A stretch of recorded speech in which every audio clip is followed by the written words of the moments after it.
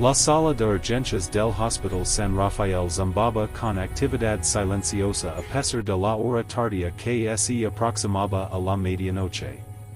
Ricardo Mendoza se sentó rigidamente en una silla de plástico incómoda, presionando su mano derecha de 5 dedos contra su pecho donde un dolor apretado había estado creciendo durante la última hora.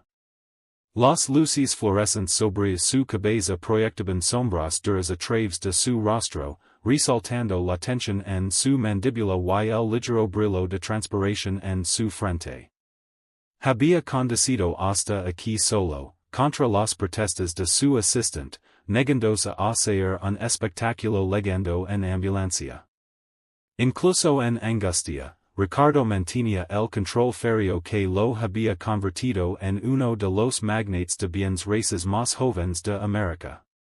A sus 38 años, había construido Grupo Mendoza desde una pequeña oficina hasta una corporación multinacional valorada en miles de millions. Su rostro adornaba portadas de revistas, sus opinions moldeaban mercados, y su nombre comandaba respeto en salas de juntas por todo el globo. Sin embargo, nada de ese poder podía aliviar la sensación aplastante en su pecho o silenciar la voz persistente en su cabeza advirtiendo que algo estaba seriamente mal. Aflojó su corbata con una mano, la seda costosa de repente cinchándoose como una soga alrededor de su cuello. A su alrededor, la sala de emergencias presentaba una sección transversal de humanidad en crisis. Un hombre anciano toja humedamente en un pañuelo. Una mujer joven acunaba una muñeca lesionada, sus 2 brazos envolviendo el área dolorida con cuidado. Un adolescente se desplomaba contra su madre, sangre filtrándose a través de un vendaje improvisado en su frente. Ricardo había pasado tanto tiempo aislado en su mundo de lujo y privilegio que sentarse entre ellos se sentía surreal, un recordatorio de la vulnerabilidad que conectaba a todos los seres humanos, sin importar riqueza o estatus. Su mirada vagó por el espacio abarrotado, una distracción del malestar irradiando a través de su torso.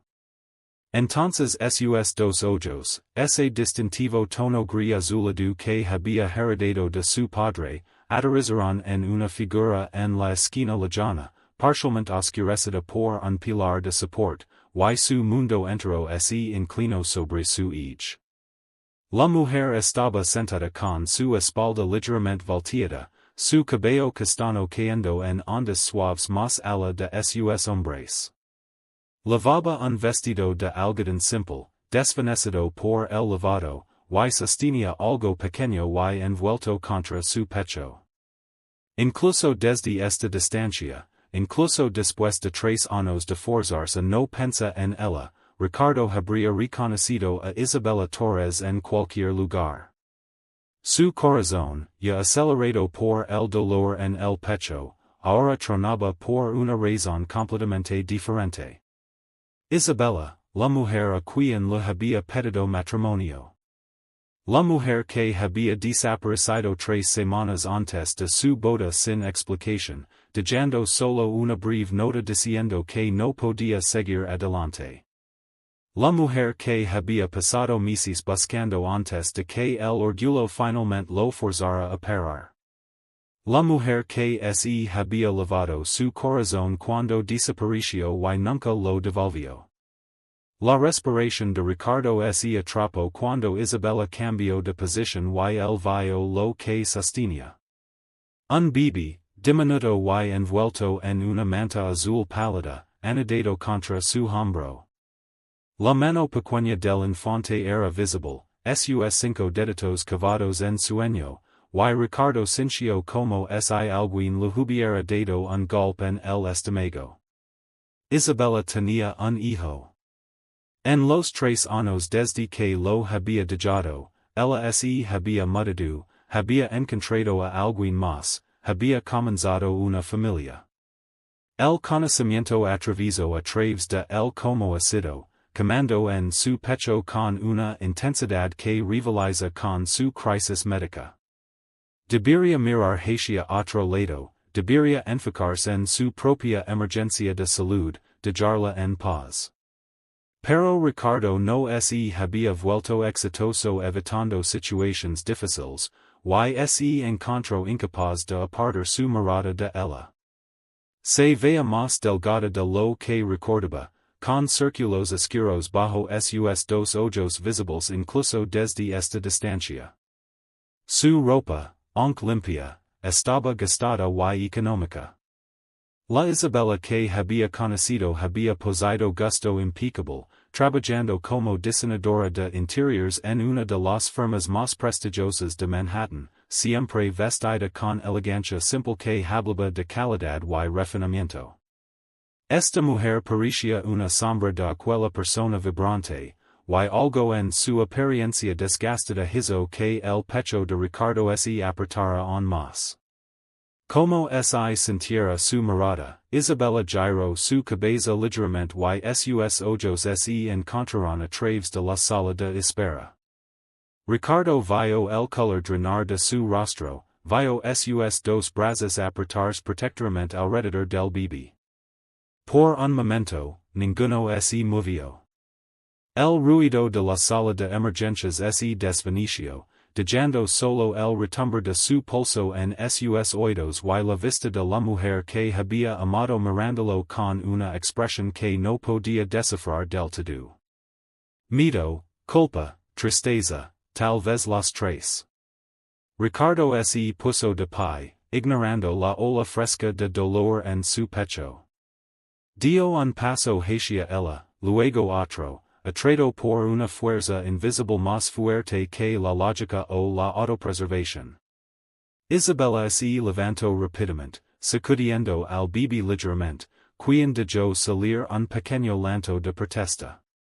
Ella miró alrededor como si buscara una ruta de escape, pero no había ningún lugar a donde ir sin caminar directamente hacia él. Antes de que Ricardo pudiera cerrar la distancia entre ellos, el mundo se tambaleó hacia un lado.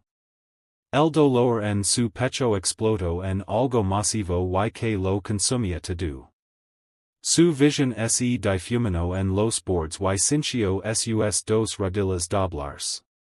Lo último que vio antes de que la oscuridad invadiera su visión fue el rostro de Isabela, su expresión transformándose de miedo a alarma mientras ella se lanzaba hacia él.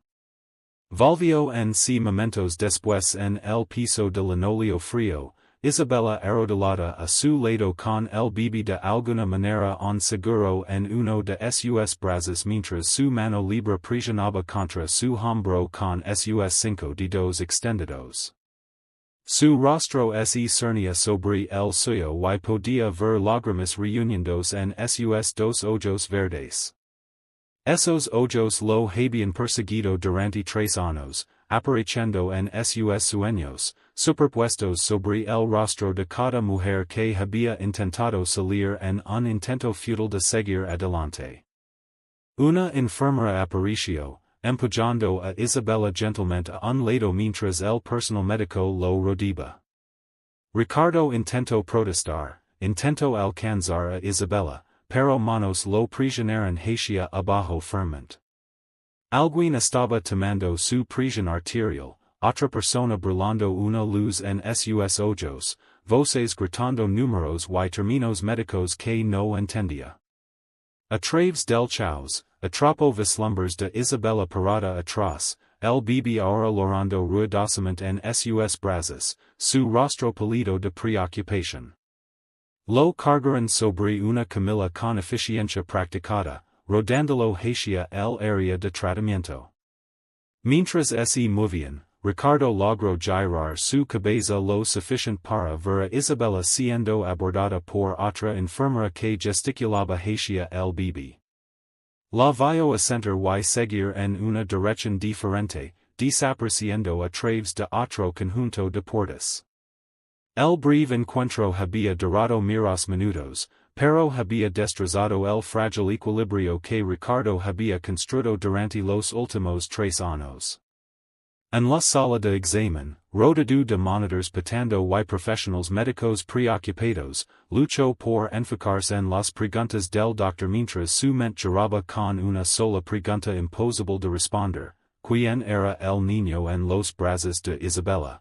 Y por qué su aparición había hecho que el cuidadosamente construido mundo de Ricardo se derrumbara por completo. Share artifacts. Download all part 1 document, MD story outline document, MD 2 horas después, Ricardo yacía en una cama de hospital. Conectado a monitors que pitaban suavemente. El diagnóstico, un episodio severo de angina causado por estrés extremo y años de descuidar su salud. No era un ataque cardíaco, pero una advertencia seria. La puerta se abrió silenciosamente. Isabella entró, sus dos manos vacías ahora, sin el bebé. Se quedó cerca de la entrada, como si estuviera lista para huir en cualquier momento. ¿Dónde está el niño? Preguntó Ricardo, su voz ronca. Con la enfermera. Está bien. Solo un resfriado menor. Isabella tragó saliva. ¿Cómo estás tú? Sobrevivir. Hizo una pausa. Isabella, ¿por qué? ¿Por qué desapareciste? Las lágrimas comenzaron a rodar por sus mejillas. Ricardo, hay algo que necesitas saber. El bebé. Mateo, es tu hijo. El mundo se detuvo. Ricardo se quedó mirándola, incapaz de procesar las palabras. Descubrí que estaba embarazada 2 semanas antes de la boda, continuó Isabella, su voz quebrándose. Y ese mismo día, escucha tu madre hablando con tus asociados de negocios. Ella dijo que nunca aceptaría que te casaras con alguien de mi clase baja, que encontraría la manera de separarnos. Dijo cosas horribles sobre mi familia. Isabella. Tenía miedo, Ricardo. Miedo de que tu familia me quitara a mi bebé, de que usaran su poder y dinero para declararme no apta. Así que hué.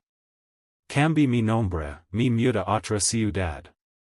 He estado criando a nuestro hijo sola. Ricardo sintió como si le hubieran arrancado el corazón del pecho. Tengo un hijo. ¿Por cuánto tiempo? 2 años y medio. Tien tus ojos, Ricardo. Ese mismo gris azulado. Los días siguientes fueron un torbellino. Ricardo permaneció en el hospital bajo observación mientras lidiaba con la verdad devastadora. Había perdido 2 años y medio de la vida de su hijo por culpa de su madre y el miedo de Isabella.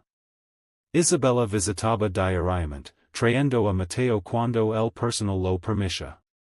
La primera vez que Ricardo sostuvo a su hijo, el niño lo miró con curiosidad, tocando su rostro con sus 5 deditos pequeños.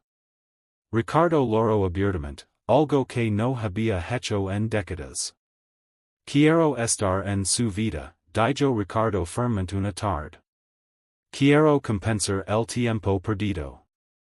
Lo sé, respondió Isabella suavemente. Pero necesitas entender, no puedes simplemente entrar y tomar el control. He sido su única familia durante más de 2 años. ¿Y qué hay de nosotros? Las palabras salieron antes de que pudiera detenerlas. Isabella bajó la mirada. Ricardo, no puedo pensar en eso ahora. Primero necesitas conocer a tu hijo. El resto, es complicado. Antes de que fuera dado de alta, Ricardo confrontó a su madre por teléfono. Ella no negó nada, insistiendo en que había actuado por su bien. Ricardo cortó toda comunicación con ella inmediatamente. Las semanas se convirtieron en meses. Ricardo reorganizó su vida entera alrededor de conocer a Mateo. Canceló viajes de negocios, delego responsabilidades, y paso cada momento libre con su hijo y Isabella. Al principio, Mateo era tímido, escondiéndose detrás de sus dos piernas de Isabella. Pero Ricardo era paciente, leyendo con juguetes, leyendo libros infantiles con voces tontas, sentándose en el piso para construir torres de bloques con sus dos manos mientras Mateo los derribaba con risas. Lentamente, el niño se abrió. Comenzó a correr hacia Ricardo cuando ligaba, llamándolo Paparico, con su voz aguda. Cada momento era precioso y insoportablemente doloroso, un recordatorio de todo lo que había perdido. Ricardo también descubrió la lucha de Isabella.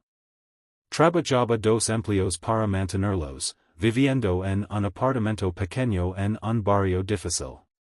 Cuando ofreció ayuda financiera, ella se negó orgullosamente. No quiero tu dinero, Ricardo. Solo quiero que seas un padre para Mateo. Déjame ayudar. Por favor. No por ti, por nuestro hijo. Maris estabilidad, seguridad. Finalmente, Isabella aceptó un compromiso, Ricardo pagaría por un mejor apartamento y guardería, pero ella mantendría su independencia financiera. Durante este tiempo, algo más comenzó a crecer entre ellos. En los momentos tranquilos después de que Mateo se dormía, hablaban.